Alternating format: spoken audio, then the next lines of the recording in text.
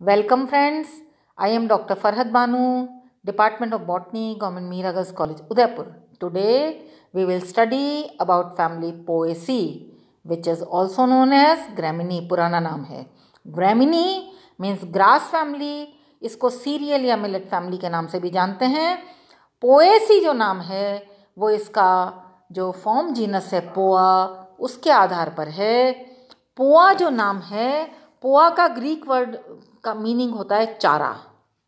पोआ एक प्रकार की टेम्परेट ग्रास है, शीतोष्ण एरिया में मिलने वाली ग्रास है. जैसे यूरोप और एशिया में मीडो ग्रास के नाम से मशहूर है ये. और ब्लू ग्रास इसकी जो स्पीशीज़ है वो नॉर्थ अमेरिका के टेम्परेट रीजन में पाई जाती है. सिस्टमैटिक पोजीशन यदि देखें तो Bentham and Hooker placed the family in Glumaceae which is the last series 7th series of monocots.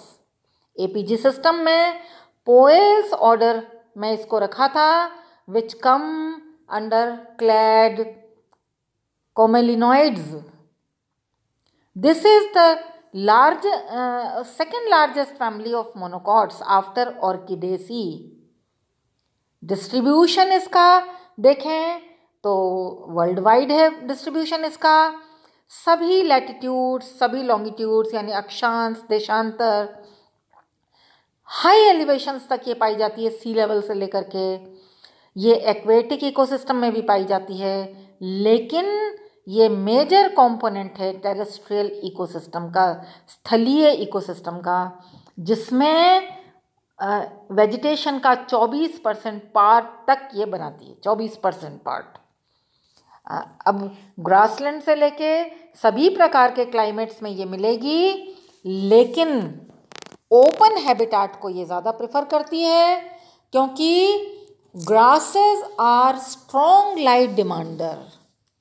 इस कारण से वो प्रेफर नहीं करते हैं फॉरेस्ट में. ट्रीज़ के नीचे रहना उन्हें पसंद नहीं है, क्योंकि ट्रीज़ जो हैं वो सारी लाइट ले लेते हैं और उसके फ्लोर पर लाइट कम होती है.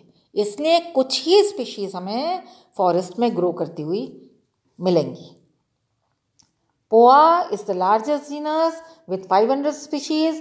टोटल नंबर ऑफ स्पीशीज़ जो हैं इस फैमिली में वो 10,000 से लेकर 12,000 तक हैं. पेनिकम जो है वो 450 स्पीशीज़ वाला जीनस है. पेनिकम जो जीनस है वो ट्रॉपिकल रीजन में हमें ज़्यादा मिलता है, चाहे वो एशिया के ट्रॉपिक्स हों चाहे अफ्रीका के ट्रॉपिक्स हों. ख़ास तौर पे इनमें मिलता है ये.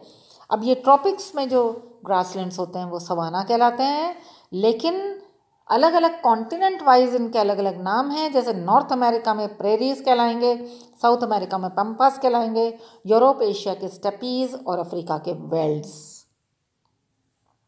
आप ये देखिए यहाँ पर कि पोआ का पुष्पक्रम, पोआ प्रेटेंसिस है ये. और यहाँ आप ध्यान से देखिए, लीफ जो नोड पर लगी हुई है वहाँ आपको लिग्यूल भी दिखाई देगा. नीचे का जो फोटो है वो पेनिकम विरगेटम का है, जिसका पिंक कलर का हमें इन्फ्लोरेसेंस दिखलाई पड़ रहा है. अब हैबिट की जहाँ तक बात है, हर्ब्स है mostly from annual to perennial. और अगर पेरेनियल हैं तो वो राइजोम, रनर या स्टोलन से पेरिनेट करती हैं. जैसे दूब ग्रास में भी हम देख सकते हैं प्रकंद के से भी ये पेरिनेट करती हैं. लेकिन इस फैमिली में श्रब्स और ट्रीज भी पाए जाते हैं, जैसे बैम्बूज. कई स्पीशीज़ हैं, लगभग 250 स्पीशीज़ बैम्बूज की हैं पूरी दुनिया में. अलग अलग स्टेट वाइज बैम्बूज की संख्या डिफ़र करती है. जैसे राजस्थान में संख्या कम मिलती है, लेकिन आसाम में सबसे अधिक 50 के लगभग बैम्बूस पाए जाते हैं. अब इसमें बैम्बूसा और डेंड्रोकैलेमस. बैम्बूज एक कॉमन नाम है इनका सभी प्रकार का, और बैम्बूसा एक जीनस है, डेंड्रोकैलेमस दूसरा जीनस है. हमारे यहाँ जो दिखलाई पड़ता है बांस वो मोस्टली डेंड्रोकैलेमस है, जो कि अंदर से थोड़ा सॉलिड होता है, मजबूत होता है। और बैम्बूज जो है वो उतना सॉलिड नहीं होता। बैम्बूज भी कहीं कहीं ग्रो करता हुआ मिल जाता है या कल्टीवेटेड मिल जाता है हमें। इनकी हाइट 100 फीट तक हो सकती है, 120 ईयर्स तक ये ग्रो कर सकते हैं। और जो ग्रो करते हैं वो घने टफ्ट्स कहलाते हैं और उनमें नए नए टिलर्स डेवलप होते रहते हैं। अब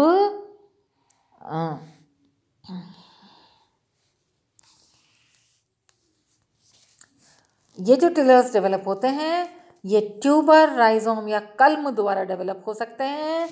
रूट्स इसमें एडवेंटिशियस हैं क्योंकि मोनोकॉट है। जियामेज में स्टिल्ट रूट्स भी पाई जाती हैं, यानी जो निचली वाली नोड्स से निकलती हैं और ज़मीन में जा कर के ये उसको सपोर्ट प्रदान करती हैं।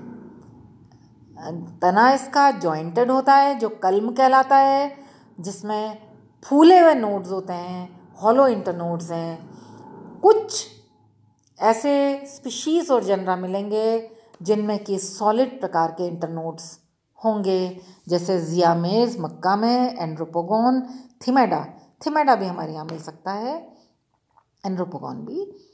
पत्तियाँ ऑल्टरनेट हैं, डाइस्टाइकस यानी 2 रो में लगी होती हैं, कभी कभी ही स्पाइरल होती हैं। ये लीनियर इनका शेप है, लेंसियोलेट भी हो सकता है, कभी कभी चौड़ी भी हो सकती हैं इनकी लीव ब्लेड।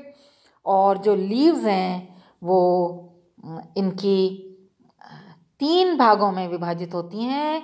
एक शीथ है जो कि इंटरनोड के आसपास लगी हुई है, ये देखिए ये शीथ है। ये ऊपर जो है ये लिग्यूल है इसमें, और उसके बाद जो ये इसकी पत्ती होती है वो ब्लेड कहलाती है। और जहाँ ब्लेड और शीथ दोनों ये मिलते हैं ये कॉलर बनाते हैं। ये देखिए आप, कॉलर बनाते हैं ये। Now we come to inflorescence.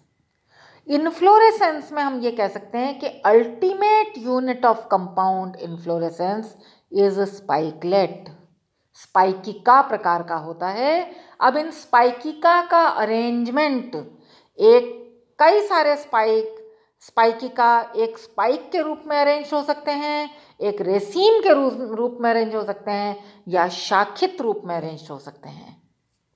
अब इन स्पाइकलेट्स का जो एक्सेस होता है, जिस पर पुष्प लगे होते हैं, फ्लोरेट्स लगे होते हैं, वो रेचिला कहलाता है।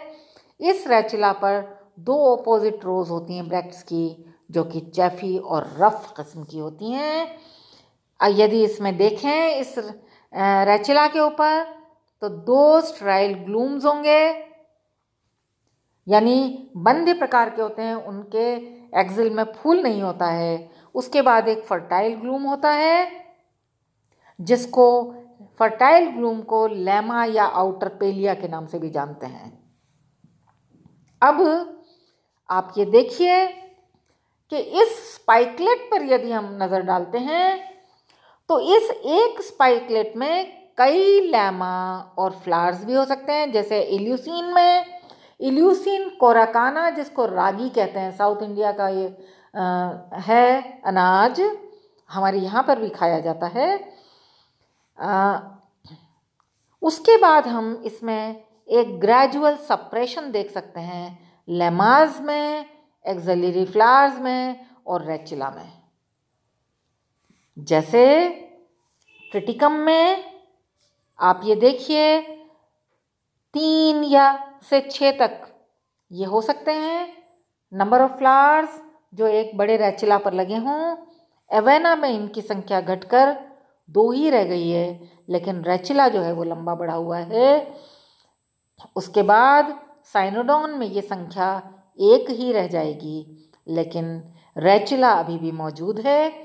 और वेटिवेरिया में रेचिला भी समाप्त हो गया, यानी अब यहाँ केवल एक फ्लोरेट स्पाइकिका में बचा है। स्पाइकलेट में केवल एक फ्लोरेट बचा हुआ है एंड नो रेचिला इज देयर, यानी रेचिला बिकम सप्रेस्ड। आप ये देखिए, इन्हीं इन्फ्लोरेसेंस में स्पाइक्स में रिडक्शन को, जिसमें लेमा का सप्रेशन है, जिसमें फ्लोरेट्स की संख्या कम हो गई, जिसमें रेचिला सप्रेस हो गया है, इसको हम यहाँ देख सकते हैं। इल्यूसीन की जो स्पीशीज़ है, इल्यूसीन की स्पीशीज़ में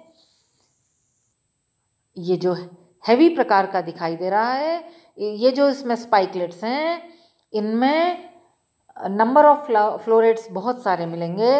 एवेना में ये कम हो गए हैं, साइनोडोन में और कम, और वेटिवेरिया में आप देखिए एक रह गया है और रेचिला है ही नहीं। तो इस प्रकार रिडक्शन की एक सीरीज हम देख सकते हैं स्पाइकलेट के अंदर, फ्रॉम मैनी टू 1। अब हम आते हैं इसका फ्लावर या फ्लोरेट पर। फ्लावर या फ्लोरेट सबसेसाइल है, यानी पेडिसिल छोटा है, ब्रैक्टिस प्रेजेंट जो कि ड्राई चैफी है, और ये जो ब्रैक्ट है जिसको लेमा कहते हैं, ये ज़्यादातर इसमें कई बार ऑन पाया जाता है। एक लंबी ब्रिसल लाइक स्ट्रक्चर पाई जाती है जिसको आप जानते होंगे, गेहूं की बाली में भी हम देख सकते हैं इसको, एक बड़ा ऑन होता है।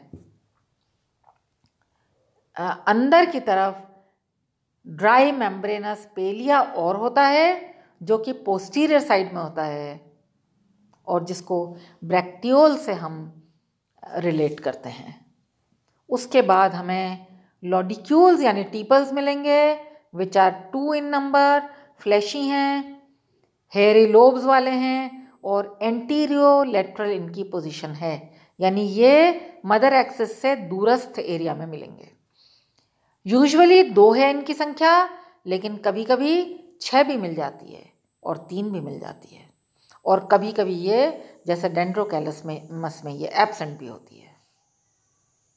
अब एंड्रूशियम की संख्या देखें तो मोस्टली 3 है। ऑड जो है सिंगल वाला स्टेमन वो एंटीरियर पोजीशन में होगा, लेकिन हमें वेरिएशन मिलता है, जैसे बैम्बूसा, डेंड्रोकैलेमस और ओराइजा, इसमें संख्या 6 पाई जाती है। एंथ्रेक्सॉन में 2 है संख्या, यूनियोला में 1 है, यानी रिडक्शन भी हो सकता है। कहने का अर्थ ये है कि एंड्रूशियम में अमूमन 3 स्टेमन्स मिलेंगे, लेकिन संख्या 6 भी हो सकती है और कभी कभी रिडक्शन भी हो सकता है। फिलामेंट्स लॉन्ग होते हैं, एंथर्स भी बड़ी साइज के होते हैं, वर्सेटाइल प्रकार के होते हैं, मुक्त दोलित प्रकार के होते हैं, 2 सेल्ड हैं, इंट्रोड्स हैं। अब यहाँ ये आप डायग्राम देखिए। इस डायग्राम में ये फ्लावरिंग शूट है,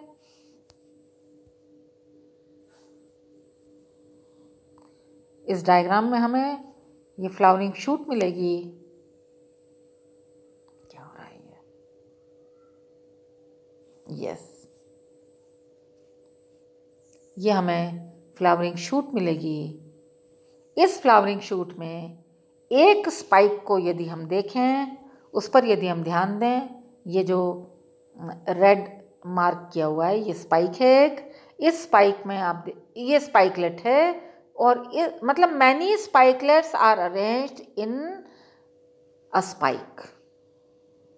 अब ये एक स्पाइकलेट है जो ट्रिटिकम एस्टिवम गेहूं हम खाते हैं, उसमें 3 हमें फ्लोरेट्स मिलते हैं एक स्पाइकलेट में।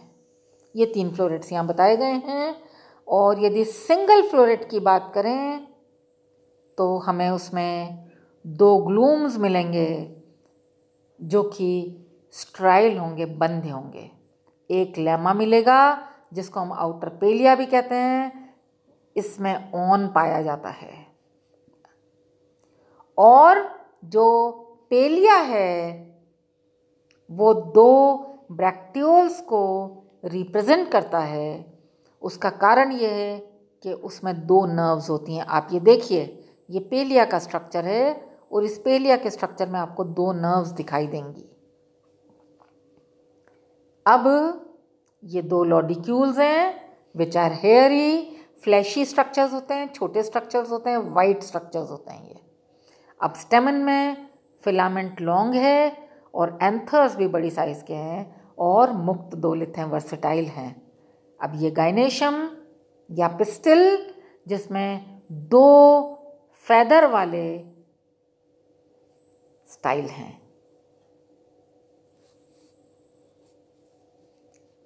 अब ये एक फ्लोरेट या फ्लावर बताया है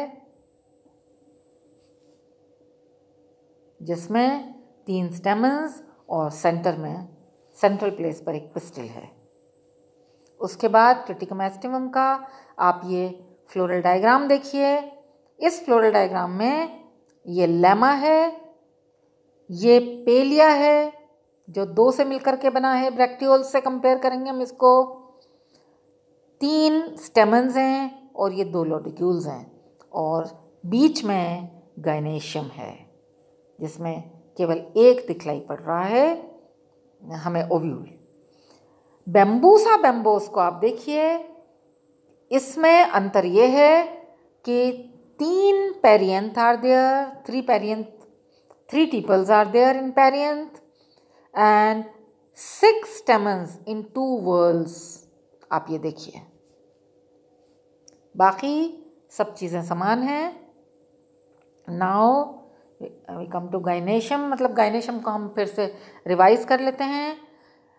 बेसिक जो नंबर है कार्पल्स का वो 3 होगा, सुपीरियर होगा, यूनिलोक्युलर होगा, 1 ओव्यूल है।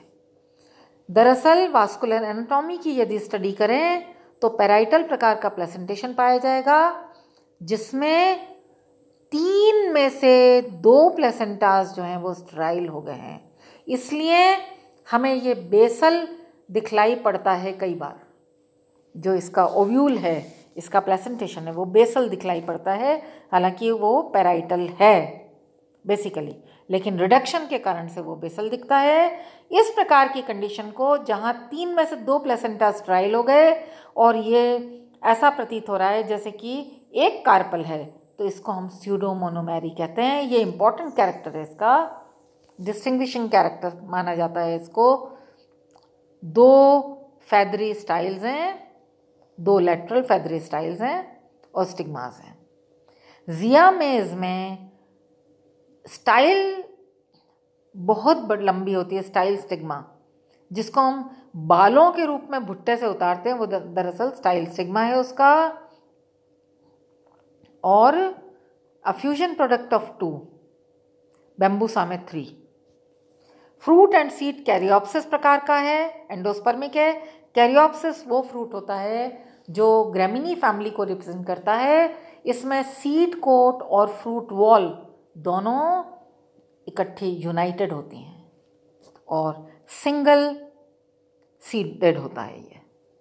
फ्लोरल फॉर्मूला की यदि बात करें तो बैम्बूसा में आप देखिए कि P 3 है और A 3+3 है, जबकि ट्रिटिकम में P 2 है और A 3 है। गाइनेशियम की जो बेसिक संख्या है वो 2 या 3 पाई जाती है, क्योंकि जो स्टाइल स्टिग्मा है वो यदि 2 हैं तो हम उसको 2 मानते हैं, पर बेसिकली वो 3 से ही डिराइव हुआ है बाय रिडक्शन। अब इकोनॉमिक इम्पोर्टेंस पर आ जाते हैं। इकोनॉमिक इम्पोर्टेंस में फूड स्टफ, मेजर जो फूड स्टफ है वो हमें इसी से मिलता है, ग्रेमिनी से मिलता है। 10,000 साल से ये हमारे एग्रीकल्चर का हिस्सा है। 70% एग्रीकल्चर लैंड को ये ऑक्यूपाई करता है, यानी 70% हम एग्रीकल्चर लैंड पर इसी की खेती करते हैं, अनाज की। वो किसी भी प्रकार का अनाज हो सकता है। 50% जो टोटल एनर्जी ग्लोबल प्रोडक्शन है वो इन्हीं से होता है, इन्हीं ग्रासेस से, जिनमें मुख्य हैं वीट गेहूँ, Triticum aestivum, rice Oryza sativa, मेज, जिया मेज, sugar cane, saccharum, officinarum, pearl millet यानी जिसको बाजरा कहते हैं, पेनिसिटम टाइफॉइडिस, बार्ले, होर्डियम वल्गेर, सोरगम और ओट और राई। इन सब को भी आप देख लीजिएगा। फॉडर, ये अवेना की जो हम बात कर रहे थे वो ओट है दरअसल। राई जो है वो सिकेल सीरियल है जो अमेरिका में पाया जाता है, और सोरगम वल्गेर जो है वो ज्वार है। फॉडर में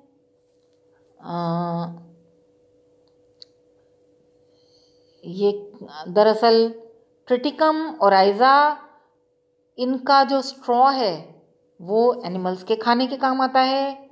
वाइल्ड ग्रासेस में भी आप देखिए थिमेडा, एप्लुडा, सेहिमा, ये वो ग्रासेस हैं जो कि एनिमल्स खाते हैं। एप्लुडा है ये, एप्ट्यूडा नहीं है, ये एप्लुडा है ये।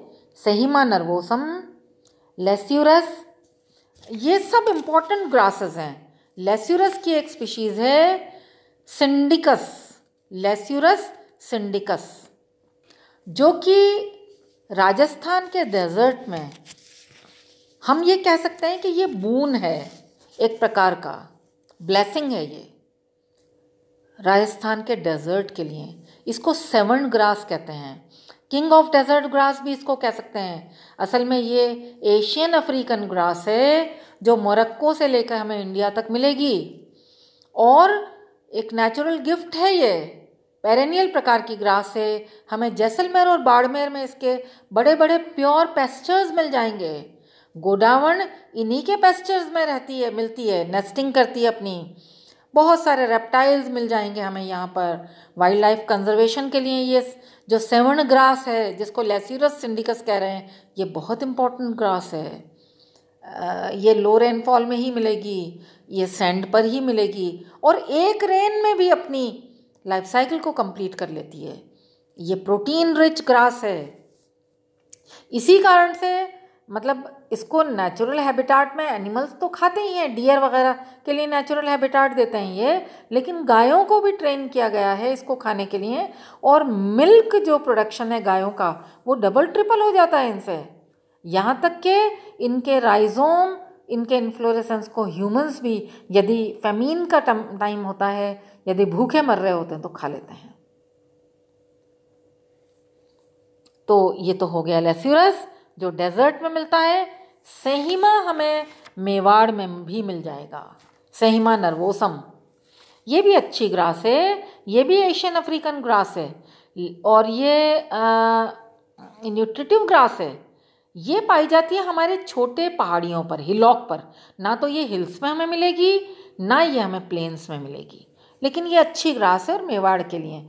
एप्लुडा म्यूटिका भी हमारे यहाँ खूब मिलती है और एनिमल्स इसको खूब खाते हैं, बहुत आराम से ये ग्रो करती है। बरसात में पूरे पूरे एरियाज भर जाते हैं इससे।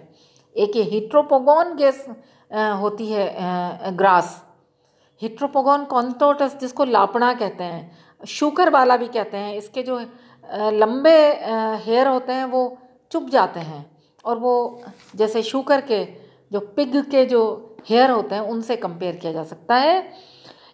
और बहुत सारी ग्रासेस हैं जो बहुत इम्पोर्टेंट हैं। सॉरगम का जो वो है, सॉरगम मुंज के रूप में भी काम में आती है, फॉडर ग्रास भी है सॉरगम बेंगालेंसिस को हम आगे देख लेंगे। तो बहुत सारी ग्रासेस हैं जो फॉडर के रूप में बहुत इम्पोर्टेंट हैं। सूखी भी हो सकती हैं वो, और गीली भी हो सकती हैं।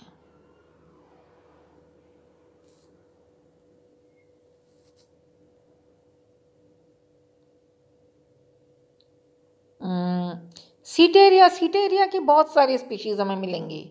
सीटेरिया सिलियारिस हमें मिलेगी, और भी कई स्पीशीज़ हमें सीटेरिया की मिलेंगी जो इम्पोर्टेंट हैं। सैंक्रस हमें ग्रास मिल जाएगी। पेनिकम की कुछ स्पीशीज़ भी मिल जाती हैं जिसके स्पाइकलेट्स फूले हुए होते हैं, ये इंपॉर्टेंट पेस्चर बनाती है। मतलब राजस्थान की यदि बात करें तो उसके बाद में ज़्यादातर जो ग्रासेस हैं वो दरअसल खाई जाती हैं कैटल द्वारा। अब ये बात अलग है कि कुछ ग्रासेस ऐसी भी होती हैं जो यदि मैच्योर होने से पहले उनको कैटल खा लेते हैं तो वो कुछ टॉक्सिक मटेरियल प्रोड्यूस करती हैं, कंपाउंड प्रोड्यूस करती हैं, जैसे HCN वगैरह। तो कभी कभी उनका नुकसान भी हो जाता है। लेकिन मोस्टली ऐसा नहीं होता है। अब लॉन ग्रास है जैसे साइनोडॉन, फिर एग्रोस्टिस, जो ग्राउंड पर अच्छी ग्रो करती हैं और उनको लगाई जाती हैं गार्डन में। ये आप देखिए लेस्यूरस सिंडिकस का फोटो है, सूखा सूखा रेगिस्तान जैसा ही फोटो है ये लेस्यूरस सिंडिकस का। ये सेकेरम बेंगालेंस या बेंगालेंसिस भी कहते हैं इसको, ये थोड़ी बड़ी साइज़ की ग्रास है। ये सेकेरम ऑफिसिनरम तो गन्ना है जिसकी शुगर बनती है, और ये जो है ये मुंज कहलाती है। सेकेरम बेंगालेंस या बेंगालेंसिस भी कहते हैं इसको, और इरियंथस मुंजा भी इसका नाम था, या सरकंडा भी इसको कहते हैं, मुड्डे जिसके बनते हैं, सरकंडे से मुड्डे बनते हैं। और इसकी जो स्टेम के फाइबर्स हैं उन स्टेम के फाइबर्स से रस्सी बनती है, मूंज। उसके बाद सहीमा नर्वोसम जो मेवाड़ में पाई जाती है हिलॉक्स पर, और ये एक और ग्रास यहाँ बताई है सिम्बोपोगोन मार्टिनाई, ये भी हमारे मेवाड़ में मिलती है। इससे एक प्रकार का पाम रोज़ा ऑयल होता है जो खुशबूदार होता है। ये देखिए आप वोलेटाइल ऑयल सिम्बोपोगोन मार्टिनाई, हमारे मेवाड़ में भी ये नेचुरली मिल जाएगी। सिट्रेटस जो है वो उसको कल्टीवेट किया जाता है लेमन ग्रास के नाम पर। हमने चाय में भी इसको कभी सुना होगा या पी होगी आपने। और जो एक स्पीशीज़ ऐसी भी है जिससे मॉस्किटो रिपेलेंट ऑयल निकलता है। तो सिम्बोपोगोन की स्पीशीज़ भी इम्पोर्टेंट है।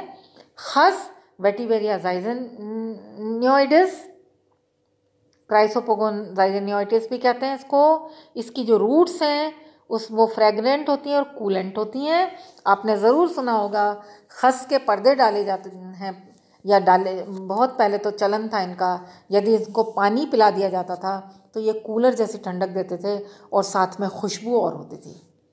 थैचिंग मटेरियल में बैम्बू इम्पोर्टेंट है, ये बैम्बूसा और डेंड्रोकेलेमस दोनों की स्पीशीज़ इम्पोर्टेंट है। इरियंथस अरुंडिनेशियस, केन, ये इरियंथस मुंजा सेकेरम बेंगालेंसी है, ये जिसके सरकंडे की बात करी है हमने। फिर ऑर्नामेंटल ग्रासेस जो लॉन में भी लगाई जाती हैं, ये और वो एक ही कर लीजिएगा आप, जैसे बम्बूसा है, सासा की स्पीशीज़ हैं, डेंड्रोकेलेमस, ये भी ऑर्नामेंटल हम कह सकते हैं, सुंदर लगता है ये। साइनोडॉन, फेलेरिस जो है कैनरी ग्रास जो कहलाती है, ब्राइजा क्वैकिंग ग्रास है, फ्रेगमाइटिस करका जिसको हम रिबन ग्रास के नाम से जानते हैं। ये सारी ग्रासेस बहुत सुंदर लगती हैं, सुंदरता के कारण इनको ग्रो किया जाता है गार्डन्स में भी और हमारे लॉन में भी, घर के गार्डन में। पेपर, ये बम्बूसा, डेंड्रोकेलेमस, सेकेरम की स्पीशीज़, इरियंथस की स्पीशीज़, इनसे पेपर बनाया जाता है। और एक ये कोएक्स लैक्रिमा है, कोएक्स लैक्रिमा जो है, कोएक्स लैक्रिमा जोबी, इसमें छेद होता है, स्टोनी ब्रैक्ट हैं इसके, और जिसमें बाकायदा छेद होता है, तो इसकी मालाएं, नेकलेस बनाया जाता है। ये पानी के पास ग्रो करती है और कोएक्स लैक्रिमा जोबी जो है वो नेकलेस बनाने के काम आती है। उसके अलावा भी हम राजस्थान में देखें, सेक्रस सिलियरिस जो है धामण ग्रास कहलाती है, ये भी इम्पोर्टेंट है। मुंज सरकंडा बता ही दिया गया है। सोरगम हेलिपेंस है जिसको बरू कहते हैं, वो भी इम्पोर्टेंट है। बस आज इतना ही, थैंक्स।